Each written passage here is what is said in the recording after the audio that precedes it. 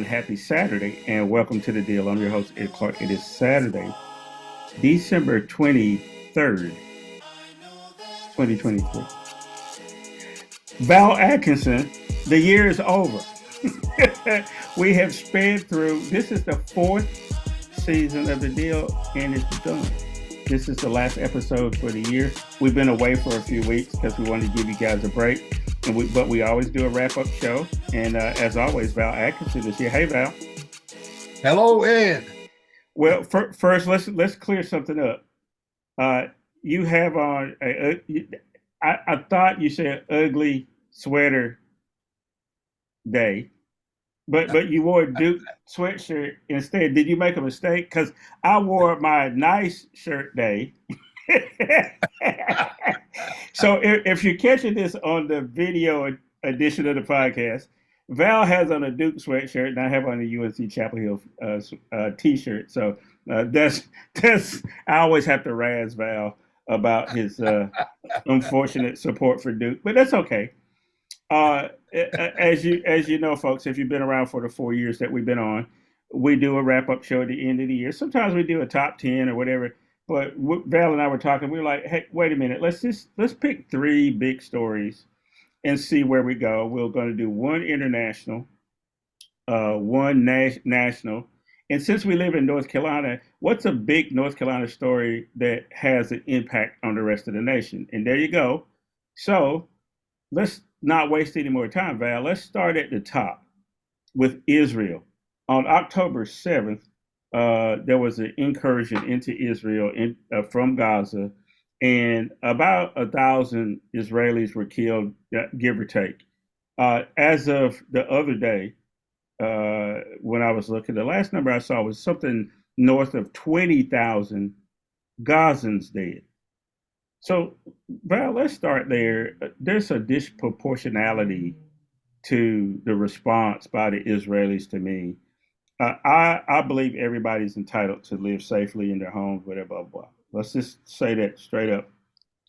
But tell me about this response from Israel and whether or not it's proportional to what happened on October 7th.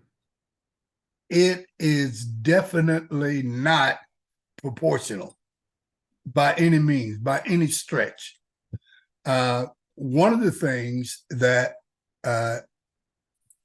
needs to be said is that there's a report out now, and it's been out some time, that Netanyahu's administration had information and was aware of Hamas's plan to strike Israel even before the strike took place. Questions are now coming up whether or not this strike by Hamas is beneficial to the administration of Netanyahu, whether or not he wanted it to happen so that he would have reason to do what he's doing now. Many, including yours truly, feel that he had no intentions of stopping what Hamas did in capturing civilians and killing babies and all the other horrendous things that terrorist organization participated in. This helps Netanyahu. Netanyahu is under criminal indictment in his homeland. Netanyahu is concerned about going to jail. He wanted this distraction. And the good old US of A, Ed, is not with clean hands in this issue that we talk about. We give north of $8 billion to Israel every year with no strings attached. And then we say, oh, what a horrible thing that's happening in Gaza. How can we get humanitarian aid? Well, the money you gave Israel created that mishap. And the vote that everybody else cast in the UN said we wanted a ceasefire so that you could get some aid to the Palestinians, and you vetoed it. So how can you now say, isn't it terrible and how bad that is? You gave the gun to the robber. You showed him how to pick the lock. You paid the Uber driver to get him to the bank. And now you're going to sit back and say, isn't it terrible that he robbed the bank? It's your fault too. Yeah. You're complicit in this. And that's how I want to approach this whole issue. I know I've just rounded it out because we got a lot to talk about when it comes to that subject. But I want to talk about it from the standpoint of the United States of America's complicity in this whole Israeli-Palestinian war that's going on right now. We have a lot to do with it. Well, speaking of that, I mean, our policy, regardless of who's sitting in the Oval Office, has been unconditional support for Israel.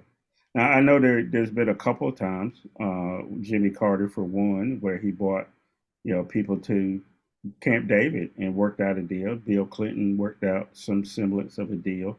Barack Obama had emissaries in the Middle East all the time. But the Republicans, whenever they've had an opportunity, they've encouraged war as an option. But even sometimes the Democrats, right? Because at the very beginning of this, Joe Biden seemed to be very vociferous and vocal about his support for Israel, which was interpreted as being support for the military action that Israel was taking. And Val, so that led to protests on campus, and it led to some college presidents getting the axe because they had to go up to Capitol Hill and face the hypocrite Republicans who were feigning that they're against anti-Semitism and jumping all over these professors for protests going on campus. So let's continue to talk about this. So the knock-on effect here is that now you got protests on college campuses. You've had protests in the streets, and a lot of it has been pro-Palestinian, for lack of a better term. We'll define that a little bit better. What do you expect Joe Biden and the administration to do now that their initial position seems to have been overrun by the fact that Netanyahu is on this scorched earth campaign, and people are questioning it, saying, this is not right. How does that impact American politics then in the form of support for Joe Biden? Well, there is a direct impact, Ed. As a matter of fact, some people very close to the White House that happen to be African Americans have gone to the president and some other people close to him and told him that the African American community is coming down on the side of the Palestinians simply because of our shared history of being oppressed by a power source, whether it been the slaveholders back in the pre-slavery days and in slavery days prior to the emancipation, whether it be that or it be the indigenous people of North America and South America, African Americans have kinship with these people because we understand the plight and what's going on. And by the way, let me do a little history thing here as well, Ed. This thing did not start on October the 7th. And I am really amazed that so many pundits and journalists and other people want to act like everything was fine before October 7th, and Hamas just out of the blue just attacked and struck Israel. I want to go back and ask, how were things in 1932? How were things in 1904 and in 1850? We could keep going back, and we go back so far when we talk about Mesopotamia, when we talk about the fact that if Jews were slaves of Israel, of Egypt. I mean, Where do you go back and how do you get to where we are now? That is a part of the problem. And I come with another of my analogies, Ed, which some viewers and listeners love and some don't. But my analogy for this is that there is a fight in the neighborhood. One side won, and they decide that a faction held by the losing side was really mistreated. So what they're going to do is to try to make amends for this faction. So they come to your house, Ed Clark, and say, we're going to put these guys up in your spare bedroom upstairs. He said, what, for what? I didn't have anything to do with what happened to them. So, well, they claim that this is where their granddaddy's granddaddy used to be. Well, here's the deed to my house. I own this place now.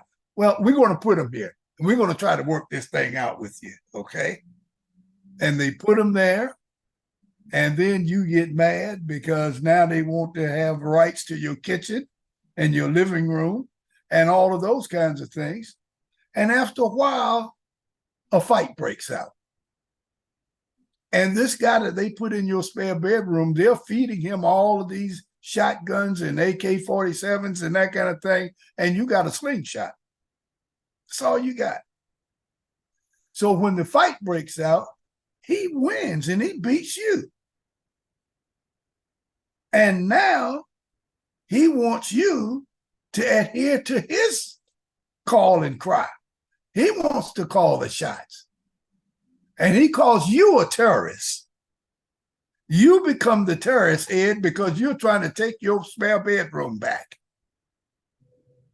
That's the best analogy I can give. Well, that's what's going on in the Middle East. Well, I would like for people to consider if somebody showed up at your house and wanted to move in, and to Val's point, something's not right about that. Hey, folks, if you're listening or watching, this is the deal with Ed Clark and Val Atkinson. It's the end of the year, December 23rd, 2023. If you're catching this, is when this is going to debut, and you can watch it anytime on the dealwithedclark.com, on Facebook, on YouTube, on Spotify, Anchor, all those different places. So please subscribe. Please join us. Let's help grow the audience. We'll be back after the new year, probably the second Saturday in the year, and we'll start season 5. This is miraculous. This was born out of the pandemic, and so we want to keep it going. But Val, the other part of this is, again, our foreign policy sometimes leads us down a road that doesn't seem to make any sense. At the same time, Ukraine aid is about to run out. The last report I was reading, it should run out in a couple of days at the end of the year. And there hasn't been a vote in the House because the House is in complete disarray. Not any real vote on aid to Ukraine. We've had I don't know if you noticed this, listeners and viewers, we've had a no Ukraine policy. And that was on purpose because there are conflicts going on in Somalia, Congo, Sudan, all kind of places, and that don't get any attention. And so I decided not to give any attention to Ukraine because they don't give any attention to those other places. But let's talk about it because there are some political implications here, Val. I don't think Russia is a strong country, but their incursion into Ukraine is problematic. So this is our one time to talk about Ukraine this year, because it does also have a tangential relationship to what's going on in Israel. Catch us up on Ukraine, Val, and whether or not they're going to get any aid and how it impacts the rest of American geopolitics. I think we're talking about a timing issue here as well, Ed, whether or not we're going to get aid to the Ukraine in time enough to stop Ukraine from having to negotiate. They're right on the verge right now of having to negotiate with Russia to save what little parts of Ukraine that they have. They don't want to do that. They want the armaments, they want the munitions and things to push Russia back and negotiate with them from strength. If they have to negotiate, let them negotiate from a position of strength. So I think timing is critical here. The Republicans in the House in particular are the ones that are kind of putting their feet in the crack of the door and not letting anything happen here. And it's very dangerous, not only to Ukraine, but to Israel, to a lot of other places around the world where U.S. aid is necessary for one of our allies to continue doing what they do. Right now, Ukraine is teetering. We need to do something in the Congress. That's where the issue lies right now, in the Congress, to loosen up these funds so that aid can get to Ukraine so that they can put up a defense. Or we need to say, we're washing our hands of it and Ukraine, do the best you can, but we're through with it. Let's stop. Let's get off the fence. We're mouthing a good game of support, but we're not doing it. We're mouthing something that's not happening in reality. And I know where the problem is.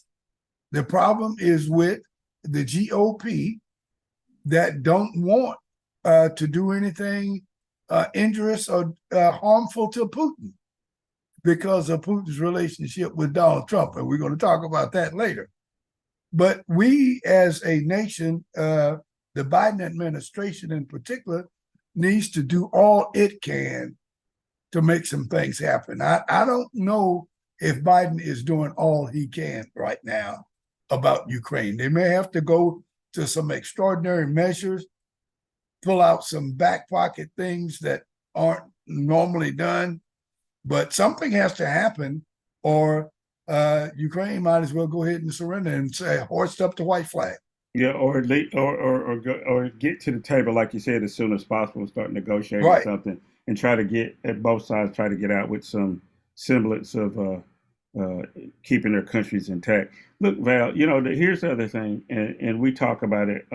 I've been knowing you at least 30 years, and we've talked about it often about American geopolitical stances are still mainly driven by capitalism, right? And it's where the money's made, right? That makes the difference. And so Ukraine is important in the world because a lot of the grain in the world comes from Ukraine. So those conflicts in Africa actually have some relationship to Ukraine because there's always this thing about feeding people in some places in Africa or in Southeast Asia, right? And a lot of times the grain is coming from Ukraine. So that needs to be settled, at least for that reason. The other thing I think I'd want to say, as we, again, like I said, we can't cover every story this year, but we thought Israel was important. It could be a linchpin for a lot of stories. I want to make sure that in the coming year, Val, that we look at Africa, we look at what's going on in Southeast Asia, because there is a lot going on. North Korea has shot off more missiles recently. There are some conflicts brewing in other places like Venezuela in the southern hemisphere here in South America. There's problems in Somalia that we need to talk about. All of those have an impact on what happens here in America because it has to do with the money. And so I hear some music. So that means we need to take a break. So when we come back, we're going to switch gears. We're going to move to the United States, and we're going to talk about the big story for the United States. So we talked about the big story for the world. Now we're going to talk about the big story for the United States, and that's Dobbs. And that's all I have to say. One word, Dobbs, and you should know what it means. So we'll be right back after this message. It was the worst pandemic in 100 years, the worst economic crisis since the Great Depression. But America fought back. Today, unemployment is at record lows. Our economy leading the world. Joe Biden passed historic laws to rebuild the country, but he knows it's the American people who are the heroes of this story. America is back. We've shown each other in the world that there's no quit in America. There's simply no quit in America. In small towns and big cities, we're coming back stronger than ever. Manufacturing jobs are coming home. High-speed computer chips are getting made right here. America is leading the world in clean energy. There are some who say America is failing. Not Joe Biden. He believes our best days are ahead because he believes in the American people. Those who bet against America are learning how wrong they are. It's never, ever been a good bet to bet against America. Never. I'm Joe Biden, and I approve this message. And welcome back to our second segment of the deal. I'm your host, Ed Clark. That's Val Atkinson. He's here, sitting in the chair, pontificating on the world. Unfortunately, he has on his Duke sweatshirt. So if you just joined us and you didn't see it at the beginning, I had to razz him a little bit. But Duke had a good week. They played some good basketball. There was a sad week for folks over in Chapel Hill. Eric Von Trost passed away. He was the linchpin of one of the NCAA championship teams, 93. And by all means, everything just seemed like a nice guy. I've only met him a few times in passing, but just a genuine dude, it seemed like. Teammate of Hubert Davis, who's the current coach. He spent some time with the Boston Celtics. I won't hold that against him because he's a Tar Heel. So, but anyway, sad to hear that he passed from cancer. We'll talk about a little bit about sports too at the end. There's one sports story I do want to cover. But Val, I said that we were going to talk about Dobbs. Right, that's all you got to say, one word, Dobbs. And you should know what that means because it affected some elections.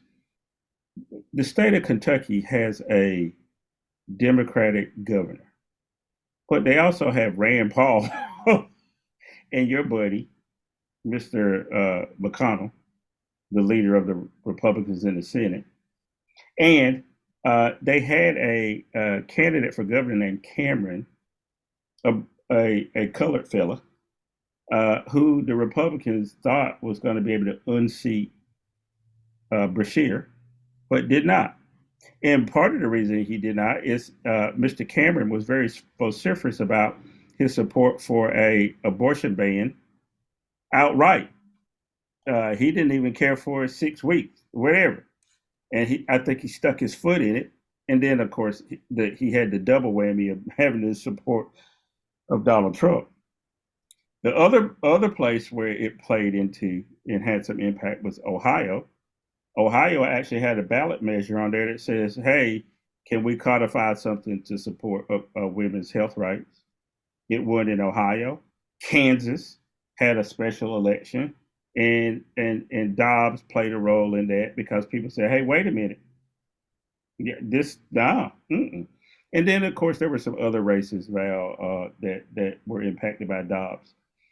Essentially what Dobbs did is said, okay, states, if you want to get rid of abortion, go ahead. And it was a setup because the people that Donald Trump put up for Supreme Court would not answer the question when they were up on the Hill to testify to get on the court. They tried to pretend like they were going to be fair. But we already know that Clarence Thomas and Alito had already written an opinion that said they were going to overturn Roe as soon as they could. So I've been talking a long time here. Val, talk about the impact of Dobbs, what it's going to mean for these upcoming elections in 24, and what's going to happen in a place like where we live, North Carolina, where they've already tried to roll back some abortion rights, and now the only southern state that has the same abortion rights they had before is Virginia. Everybody else has some other limitation, and some almost have an outright ban. What is the effect of Dobbs? Dobbs is going to be the 800-pound gorilla in the 2024 election. This is not going to be relegated to a candidate running to be pro-life or pro-choice. It's not going to be that cut and dry, that simple. This whole Dobbs v. Jackson case is going to permeate the entire political landscape. And if you are a Republican, if you're conservative, if you are a liberal who supports Republicans or conservative views, you're in trouble, because the whole Dobbs issue has motivated women and young people in general, African Americans in particular, to go out and register and go to the poll and cast a vote against all those folks that would deny you the right of choice when it comes to a woman's reproductive system. This is going to be devastating to some GOP candidates who already had a tight race.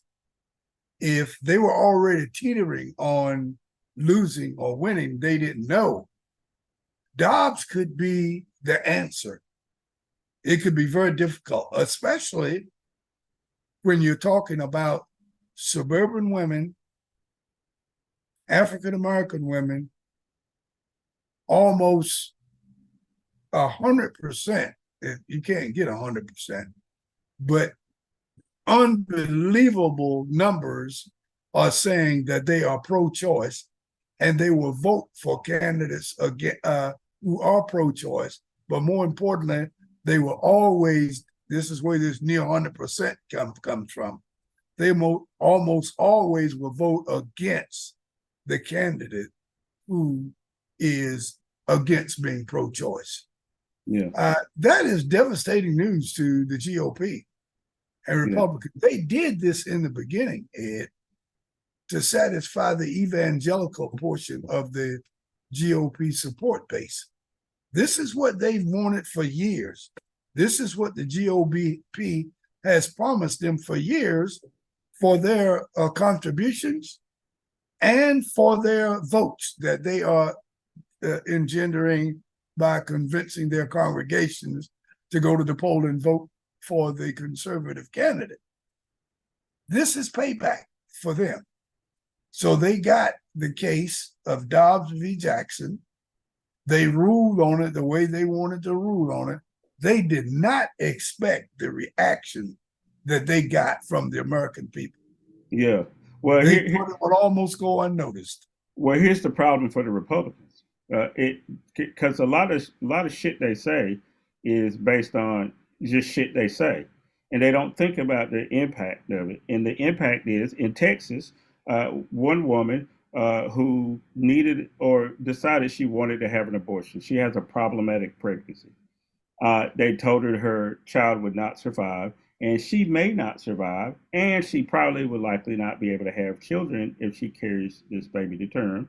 So she does what she's supposed to do in the state of Texas, is go to the hospital. Hospital says this is an emergency, it needs to happen.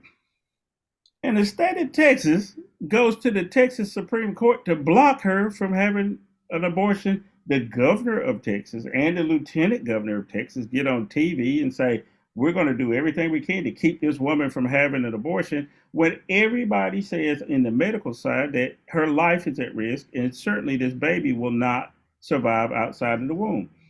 Val, these people, and I do say these people, and you know why I'm saying these people, but these people who say they're doing it under the guise of some religious being, need to be reminded that this particular republic that happens to be also a democracy, let's do some civics. It's a republic, but we democratically elect people, says also that we don't have a state established religion. And so all of their arguments are that this is a religious prohibition, which it is not. I've seen many religious scholars say that there's no prohibition in the Bible against infanticide, because the Lord is smoting children all over the place in the Bible. And then there's also mention of abortion, as it were, in the Bible. So these people are theocrats. We could replace them with some mullah from Iran if we wanted to, because they don't like gay people. They don't want you to have an abortion. They want to relegate women to the back and at home, pregnant in the kitchen, blah, blah, blah. So I said a lot there, but Val, we have a religious right problem as well. We've often talked, especially this year, about white evangelicals and their fear of everybody else. And that fear is what's driving a lot of the politics from the Republican Party in some of the decisions they make, like having people like Marjorie Taylor Greene. And here's the way we get to Congress, Ralph, from the Dobbs decision. There is a guy named Mike Johnson who's the Speaker of the House. Val, how the hell did this backbencher from Louisiana that is essentially a religious weirdo get to be the Speaker? Tell us how that happened. That should be one of the top issues that we talk about, the whole Speaker issue in the House of Representatives. But of course, we were limited to some other things. But if you would have told me, Ed, a year and a half ago, that Mr. Johnson from Louisiana would be Speaker of the House before the end of 2023, I would have taken you to Butner and had them to intern you.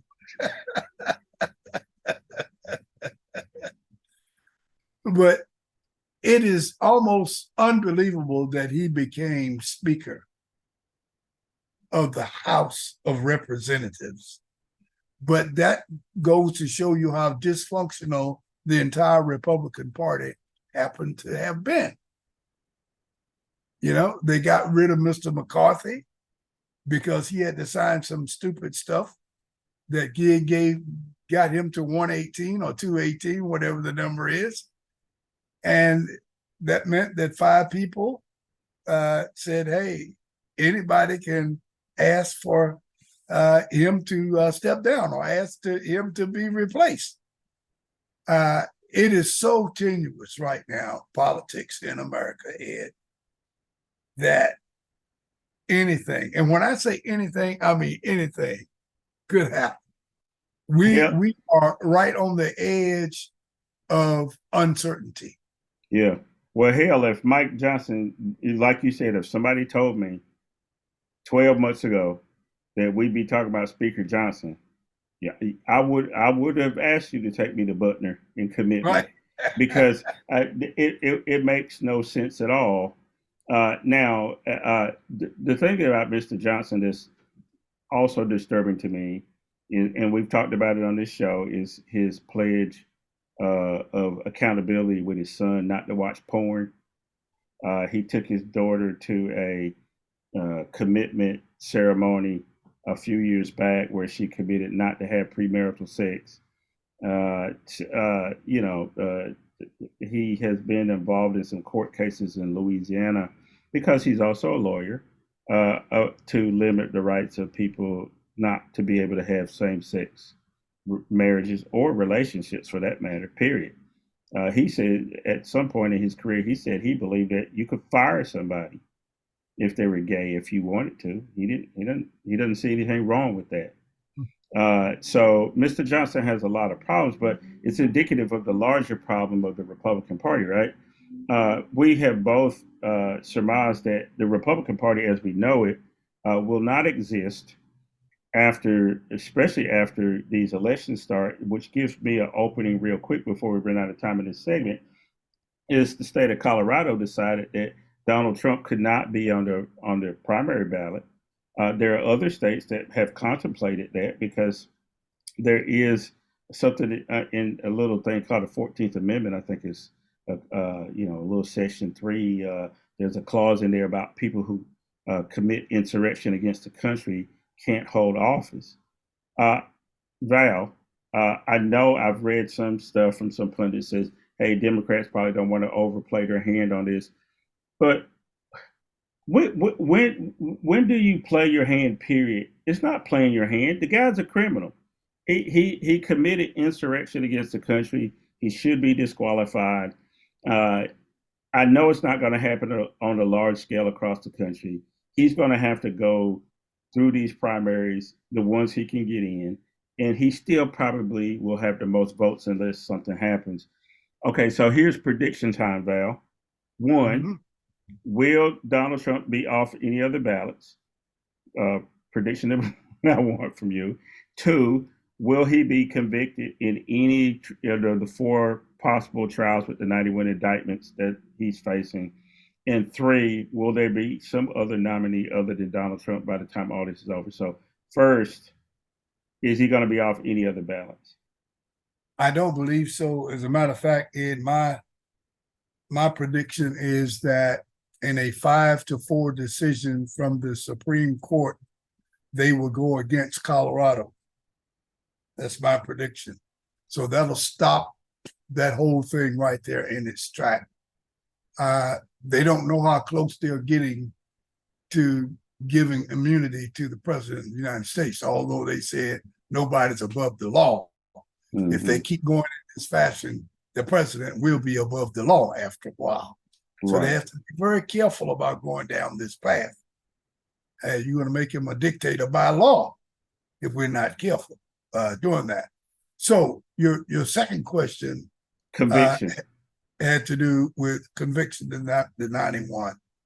I think the best shot that we have, I mean, we people who want to see Donald Trump be convicted of something and held accountable for something, the best shot is in Georgia.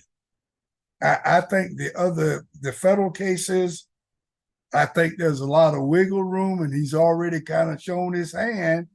He'll go through the Court of Appeal. He'll do whatever is necessary to get his question to the Supreme Court. That's his backstop. That's where he wants to take everything to win. And he's not trying to win the cases against these 91 indictments. What he's trying to do is to delay. And he's going to win all of those delays. I don't think we'll see a trial, a federal case come up to trial against Donald Trump before November of 2024. Wow. And then the last one will have gone. Yeah, and the last one, is it any way possible for Nikki Haley to win the nomination with the Republicans? Well, I don't like to be hemming and hawing in between answers, so the answer is no. Tell us how you really feel. Yeah, no. So Val, the piggyback off that before we go into break, I don't think so either. I think Nikki Haley suffers from the problem that all non-white men have had on the Republican side. Anytime, ask Herman Cain. Actually, you can't ask him because he's dead. He killed himself by going to a COVID event. But ask Alan Keyes. Ask Tim Scott.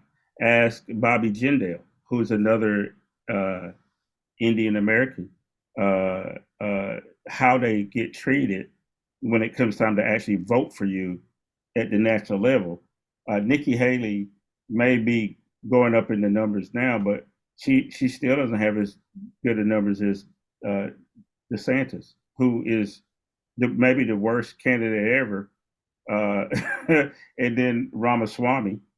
Now, a poor governor, former governor of New Jersey, Christie, who is the only one that's bold enough to say the truth about Donald Trump, he just can't get any traction. He's got 2-3% all the time, and it doesn't move regardless of who's in or out of the race. So I will go with you on all your predictions, Val.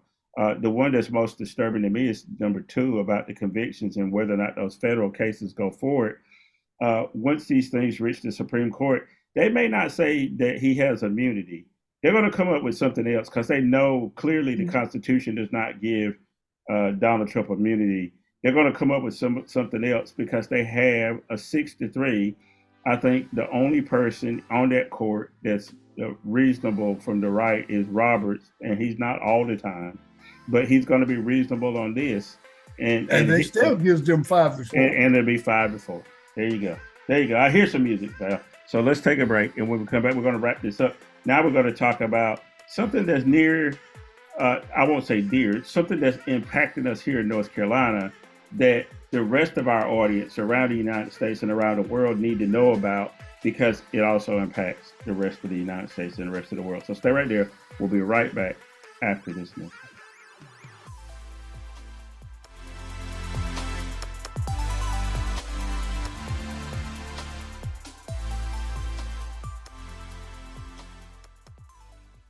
In the Black community, the power of healing begins with breaking the stigma around mental health. It's time to start a conversation that can change lives. Mental health is just as important as physical health. We all face challenges, and seeking therapy is a courageous step towards healing. Therapy provides a safe space to express your thoughts, emotions, and experiences. It's okay to reach out for support. Remember, you do not have to face it alone. When we share our stories, we shatter the silence and empower others to seek help. By embracing therapy, we break free from the chains of stigma. Let's redefine strength and resilience within our community. Together, we can heal, grow, and thrive. Break the stigma. You deserve the care and support to live your best life. Reach out to a mental health professional today. It's time to heal our minds, reclaim our joy, and rewrite our narrative. And welcome back to our third and final segment of The Deal. I'm your host, Ed Clark. That's Val Atkinson. We are saving the world from itself, as we do every time we're on. We have all the answers to everything. People just don't listen, Val. That's the problem. Right. That's the problem. If they just listen to us, everything would be fine. But no. Now we have a conflict in Israel. Now we have stuff going on in Ukraine. Now we have all the conflicts going on in Africa. Now we have Dobbs' decision. Now we have a crazy Speaker of the House because they won't listen to what we talk about on The Deal. Before I go too far, I'm being silly right now because, Val, we have had a successful year here at The Deal. We've grown our audience. We get comments all the time. We get comments from around the world, actually. And so I just want to take the time to say I appreciate people sticking with us through this, but I need for us to grow the audience even more because I tell Val this all the time. And when I started working with Val on a little show called Connections in Raleigh, North Carolina, that we do things different. We can talk about absolutely everything. And for the Black folks who listen, this is a special message for our Black audience. I'll talk to the white folks in just a minute. But there's not shows out here where you find Black folks talking about everything. Whenever they have Black folks on the national media outlets, they only relegate them to talk about Black issues. Guess what? Mm-hmm. If gas is $2.50 or $3.50, if your interest rate is 7% instead of 2.5%, that is a Black issue. And it's not just when a Black person gets killed by the police, which we also talk about, which we've talked about a lot over the 4 years that we've been on. It's not just about Dobbs in terms of how it impacts Black women's health, but all women's health, because Black women are women. And then amen, brother. Yeah, so let's get that straight. So that's why we need you to continue to support The Deal. By going to thedealwithedclark.com. You can subscribe there and in a whole bunch of other places like I already mentioned. Okay, Val. So let's wrap this thing up. In North Carolina, there was a suit filed on Thursday by the North Carolina NAACP objecting to the latest congressional maps. North Carolina has had, I think, 7 maps in the last 11 years, something crazy like that. And the reason why is the Republicans seem to not know how to count. Or they do know how to count. Let me reverse that. They do know how to count. They know how to count to make districts where you have a 37% or so registration of Republicans always win more than 50% of the elections. And as a matter of fact, well over 50% of the elections because they jerry-rig by gerrymandering all the districts.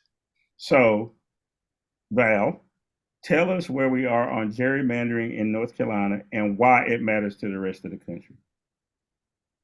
Gerrymandering is the kryptonite for democracy. The two cannot sit horses, folks. If you think you live in a democracy or you want to live in a democracy, you can't really have gerrymandering. Gerrymandering is a system by which the minority can take advantage of rules in law. It's a part of the Constitution. They can take advantage of that and have minority rule. That's what gerrymandering is. It's minority rule. It's set up where 3 can outrule 7 if you draw the map right. The numbers you just talked about, Ed, were 30-some-odd% of the people who registered to vote in North Carolina, I think it was closer to 33, I'm not sure, are registered Republicans. And yet they have a map drawn that most pundits and most political strategists say, if not altered, will end up with the 11-3 Republican majority in the House of Representatives. How can that be? 33% gets 11 of 14 seats. It's called gerrymandering, where you draw the lines based on prior voting propensities. You draw the lines based on voting registration. You draw the lines based on voting participation. And if you do that right, and they have a CAD system now in their software that does for them what it used to take by hand weeks to do. The computer system now can do that instantaneously. And so now they draw the lines in such a way that packs a lot of non-GOP people into selected districts, and they crack non-GOP supporters up from selected districts so that their vote cannot have an impact on surrounding areas. They do that with impunity. So gerrymandering has a impact and an effect on democracy that destroys democracy itself. Democracy means the majority rule. And you can't have majority rule when 66 is subordinated to 33. You can't have majority rule that way. Right. And we've got to take a look at gerrymandering, even if we have to go back to the Constitution and do something about the 12th Amendment, because that's where it all is right there within the 12th Amendment. We need to go back and have a change and do something different, or you can forget about the whole notion of democracy.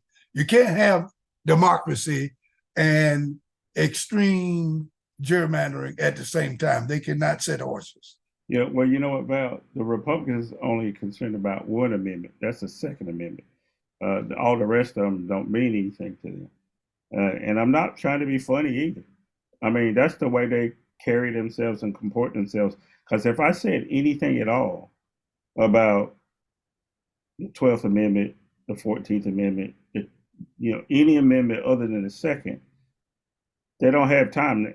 And some of them carry around constitutions in their front pocket, especially those clowns up on Capitol Hill. But they don't seem to care about that. And the folks in Raleigh on Jones Street, so if you're not from North Carolina, you wouldn't know that the state legislative building is on Jones Street. And what's happened there over the course of the last 3 decades, I would say, has been this gradual increase in the Republican majority to the point where I don't know how you undo it, Val, unless something major happens in a court somewhere, but they've also worked themselves into a majority on the court in North Carolina because the court positions in North Carolina are elected. And a lot of people don't turn the ballot over and don't vote for people for Supreme Court. But guess what?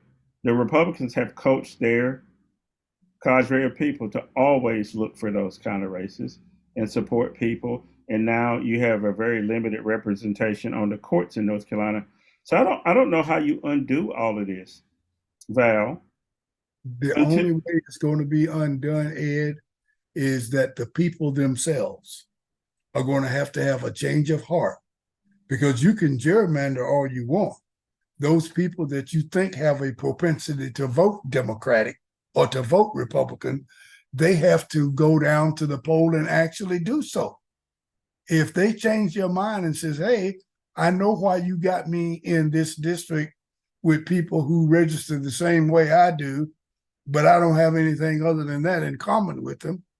I know what gerrymandering means, but I'm going to vote you out of office so we can get some good people in office who want to do this thing fair. And let's have a redistricting commission, a nonpartisan redistricting commission to draw the lines from this point forward for both state and federal elections. And that's the only way you're going to get it done. North Carolina and other states who are really making hay for the GOP will fight tooth and nail to stay away from those redistricting commissions, because they want to keep it just the way it is now. Yeah. Gerrymandering is the next step to dictatorship. Right. And Donald Trump has already intimated that he wants to be a dictator, which brings me to a sort of wrap up, Val. In the last 5 minutes, I had a whole list of stuff. And one of the things I had is Donald Trump 365.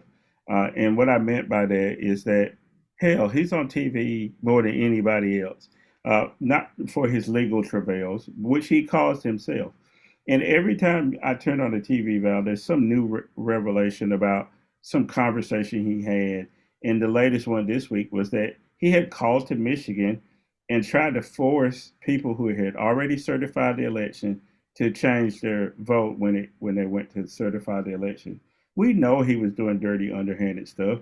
We also heard this week that Mark Meadows, who has a connection to North Carolina, he used to represent North Carolina, he's been trying to get his case moved to federal court, the one in Georgia, the one he stands the worst chance in getting out of, but he's not getting any traction on that. And then Rudy Giuliani being asked to pay $148 million to Ruby Freeman and her daughter for all the harm he caused that family. So those are just three things, Val, that are all Trump related, Trump adjacent, Trump 365-ish, right? Where there's something every day about this guy. I just want him to go away. I know it's not going to happen overnight. I think we were all finally relieved when he got his fingerprints and his mugshot taken in Georgia. But I want the next step to happen, which is for him to be convicted, and we'll see what happens there. The other thing I had listed, Val, is the Supreme Court shenanigans. What we also realized this year is that they have no ethics rules. They do, but they don't follow anything. Clarence Thomas is driving around in his RV acting like he's some regular guy, but he didn't pay for the RV. He's also on these exotic trips where people have spent hundreds of thousands of dollars. His mama's house got fixed up. His nephew got a free ride to college, all kind of stuff. With people who have cases before the court. And right now, his wife, Jenny Thomas, is dead in the middle of the Trump shenanigans that we just talked about. And he always refuses to recuse himself. I'll ask a question on this one, since I know you have that picture of Clarence Thomas on your wall back there. Yeah. What the hell, Clarence Thomas? Yeah, I don't even have a real question. Just what the hell, Clarence Thomas? Tell me why this man is going to be able to skate free on all this stuff he's done. Well, I go back to when Clarence Thomas had the Anita Hill hearings. And I knew right then, because I was living in D.C. when he had his escapades with Anita Hill at that time.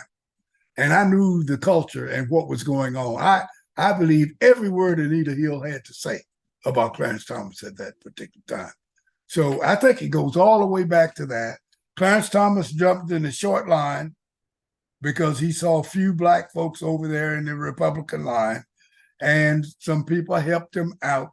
And now they wanted to keep him off the high court because of Anita Hill. He decided at that point, Ed Clark, that he was going to hate black people till the day he died. And he wasn't going to do a thing to help them and do everything he can to hurt them because of what they did to him. That's Clarence Thomas for you. Well, that's what the hell Clarence Thomas. Uncle Ruckus, Hanky Head, whatever you want to call him. Clarence Thomas. Hey, Val, we got a couple minutes left. I'm just going to mention this in passing, but I do want to talk about it when we come back from the break, which is Biden supposed a problem with black voters. I don't want, if Biden loses, which I hope to God he doesn't for a lot of reasons, but I don't want anybody blaming black folks for not being 100% supporters of Biden, because I think white folks should be 100% supporters of Biden if it's a Biden-Trump race. So I don't need them to be blaming that on black people. So we're gonna talk about that after we come back from our holiday break. The other thing I want to talk about, Val, is college sports, and in particular this transfer portal thing, and how these athletes are moving around. Not about the sports aspect of it, but the kind of slavey aspect of it to me that is horse trading black folks again. And I know these kids are now able to get money and stuff, but we do need to talk realistically about how many people end up in the NFL or NBA. We still need to have those conversations, but because these kids are moving around to all these different schools thinking it's going to enhance their ability to do what? To make it in the NBA, NFL? That still ain't going to happen. There's a couple of hundred slots in the NFL every year, and there's even less slots in the NBA every year. So we need to get our kids thinking about getting an education and being able to do stuff to make a living for themselves and their families. Also, after we come back from the break, I want to get some people on here to talk about AI, artificial intelligence, and the risk, particularly for brown and black people. There's a couple studies out about facial recognition and some of the other technologies that adversely pick out black people as criminals, misidentify black people, and it's supposed to be smart. It ain't that smart. It can't recognize our voices when we call in to these call prompt things because it's all tuned to whiteness. So I do want to talk about AI and so on and so forth. So Val, before we leave, like we always do, I always ask you, what do you got? What do you got? Not just for this week, but for the year. What's the big thing you want to tell us at the end of the year here? At the end of the year, I want to say there is finally peace in the Middle East. And at the end of the year, I also want to say thank you to all the people who listened to Ed Clark and Val Atkinson that convinced you to go out and vote for Joe Biden. And Joe Biden has a second term. Those are the two things I want to see happen. Yeah, I will agree with that. I need some peace in the Middle East because what's happening in Gaza, I just don't think it's proportional, and I just can't get with that. I'm deathly afraid of what's going to happen in the elections if people don't come out, not just at the national level for president, but some of these governor races, like the governor's race here in North Carolina. I'm very concerned about, and some other things. But I also want to say thank you, folks, for being with us for year 4. Can't believe it. Val did 33 years on the radio at Foxy 107, 104. So I do want to remind people, a programming note, you can go and listen to Connections with Ed Clark and Sherelle James this Sunday, December 24th, Christmas Eve at 8 a.m. We got a year wrap-up show. Nothing as heavy as what we talked about here, but we encourage you to listen to that, so you can always stream that on the Foxy NC website. You can also pick it up on the website, thedealwithedclark.com. Just click on connections. We usually post those after they've run on live on the radio. So in the meantime, guess what?